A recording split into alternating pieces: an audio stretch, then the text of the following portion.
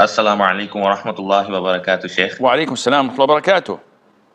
Sheikh, could you please tell me the etiquettes of reading the Quran? And likewise, is there any supplication that we should say in the end?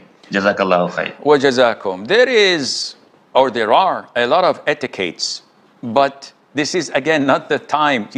Guys, when you come for a Q&A session, you have to be brief and ask a question that the answer would help you in a brief answer, not in a lecture. So there is a book for Imam al-Nawawi. It's called the Tibyan fi Adabi Hamalat al-Quran. And it talks about this topic. It's a big book. However, the etiquettes vary from recommended actions to obligatory. So among the obligation is that you are in the states of major purity.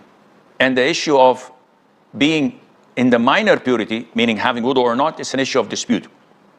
To be properly dressed, to face the qibla when you are reciting the Quran, to have your heart there to contemplate and ponder about upon the beautiful meanings of the Quran, not to be engaged with something else so that you won't have two minds and the likes.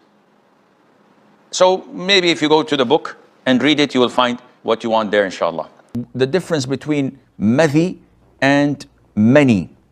Mathi is prostatic fluid, and this comes when a person is aroused and it comes out as a form of discharge. This does not nullify your fasting. It requires that you perform wudu and wash the area affected. Semen or sperm, this comes in a gushing fashion accompanied with desire and lust and a feeling of sensation. One feels a feeling of sensation when it comes out in a gushing form.